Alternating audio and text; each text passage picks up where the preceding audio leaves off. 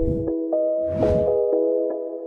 you think Ferrari have a sneaky chance, like legit, to win the constructors? How far behind are they? Do we Uh, know? 20 something off the top of my head. Oh, they do have a chance, but it's the same old thing of whether their race strategy, they do this, sometimes they do this stupid race strategies and stuff up, Yeah. or That's inevitably going to happen at some point. yeah. So in my eyes, no, because I feel All like right. this. Of the Yeah. three, there's a better way to do it. Of the three teams that are in with a genuine chance at the constructors, so McLaren, Ferrari, Red Bull, Yep. which driver combination do you trust the most? For me, it is McLaren, 100%. Piastri and Norris. Yeah. I feel like Perez is. I don't know where he is these days. I don't know Well, he's what he's 19th doing. on the grid today, so Yeah, that's what I not mean. great. And then yeah, same like you said with Ferrari. Wow, I've just absolutely butchered that corner, but I'm still up you. Still behind you. You're running away. Yeah, Ferrari are just so. I don't know. But Ferrari, it's almost like it's more of a team thing that you don't trust, right? Because I think the drivers you can kind of trust. Correct. McLaren finds. It's a team thing. The strategies, they're bloody. It's just ridiculous. Yeah, yeah. But if they manage to get that right, Oh, for sure. I think they're pretty live with a chance. It's scary. And then next year will be interesting because you got Hamilton there. So Yeah. will he Yeah. pull rank and tell them to pull their heads in? You know. Do you think, like, how much do you think that helps, like, the mechanics and the staff, in terms of having someone who's so calm and composed and is very sort of concise and clear cut with their decision making and what needs to happen? Yep. Is that all they need? Just like that veteran presence? That level head. Yeah. I think so. Because they, from an outside looking in, they just seem erratic and just all over the shop. But I think someone with a lot of experience, very calm at times. Yeah.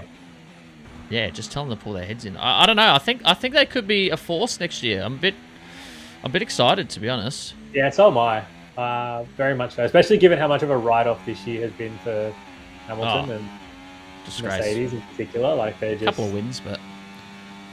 Yeah, I know. But they just haven't been able to figure anything out since the rule regulations and their car just going to absolute crap, basically. Did you see that article of Sainz saying he was a bit upset that he was overlooked by the top teams and he couldn't understand some of the driver choices for next year? Yeah, kind of wild, right? It's like saying the quiet part out loud a little bit, where I think we all agree and we all assumed he felt as such, but kind of bold to say it out loud. Big time. Not just like in terms of his opinions on the fact that he was overlooked. I think that's pretty reasonable given how he's performed, not just this season, but last couple of seasons at Ferrari. He's done very well. Yeah. But just highlighting that he essentially can't understand some of the other team's decisions is hilarious. Absolutely hilarious. It's a ballsy thing to say. Is it just like a thinly veiled swipe at Red Bull, do we think, and their insistence of sticking by Perez? Yeah, I actually, yeah, that's a fair point. I reckon it probably is. Like, he's definitely salty, and I honestly can't believe they're sticking with Perez, to be honest. But that's got to be the strangest decision on the grid. I'm just thinking if there's anything else that really sticks out. Like, the only other one that's dumber is Lance Stroll, but obviously he's not going anywhere. Because his dad owns the team. But, like, there's no worse driver on the grid than him in a semi-competitive car. I don't think there's anyone else worse on the grid. He literally can't drive a car. It's crazy. Oh, it's a disgrace. But Daddy's money helped him. It did. It did, and it does. Yeah, drastically. So it has to be a swipe at Red Bull and Perez, I think, because everything else is kind of fair enough. Like, maybe Mercedes could have given him the seat, but also you can't be mad at them for wanting to go with like a young prodigy that they think is going to be there for a very long time. Yeah, that's right. Exactly. and there's just no other real competitive team with a position. Like McLaren's obviously pretty set. Yep. Ferrari, he's already spoken about. He understands the decision. Yep. So yeah, I think it's better to assume that comment was directly at Red Bull and Sergio Perez. Perez and what's old mate's name? I forgot his name now. Christian Horner. Christian Horner. Forgot about Horn Dog. Horn Dog. So if Verstappen wins this weekend, beats Norris, he will take home his 4th straight world title. Do you reckon he'll ever catch Hamilton and Michael Schumacher? You know what? It's really hard. Like, it's easy to say yes because he's done 4 straight, right? Yeah. He'd be 3 off, tying, 4 off, winning. I have one big question mark around Verstappen going forward, and that's his longevity in the sport, because he's already hinted at the fact that as soon as it's not fun anymore, he doesn't want to be involved in the sport. He's talked about potentially walking away because of all of these new rules and restrictions around what can be said, what can't be said in post-race interviews, and he doesn't like rules. Yeah, he's clearly not a stickler for rules at all. And I think if they keep shortening the leash on not just him but drivers in general, yep, I don't think he's going to spend enough time in the sport to catch those guys. Wow.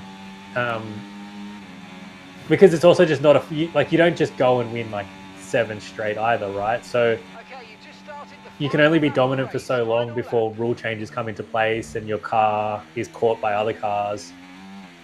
And he's obviously extremely comfortable in having the best car on the grid, but if it's not the best car on the grid, can we really do you think he's the best driver on the grid if he doesn't have the best car? Well, yeah, that's a fair question. And he had a bit of competition this season as well, so yeah, and we've seen the outcomes a few times, right? Yep.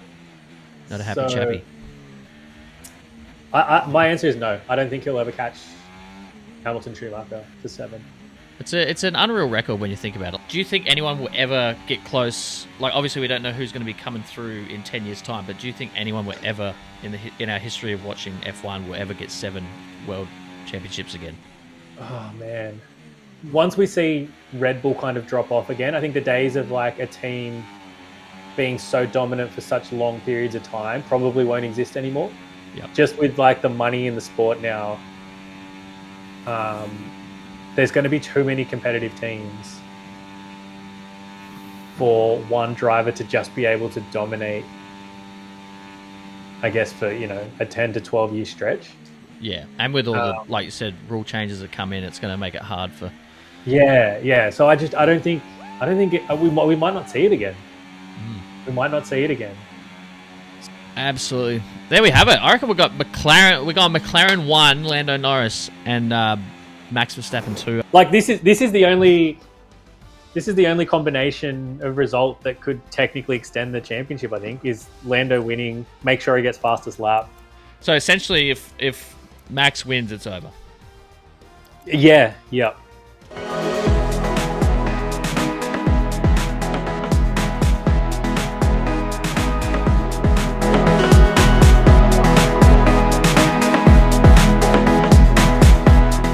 What are you prepared to lose today? Set a deposit limit. For free and confidential support, call the number on the screen or visit the website.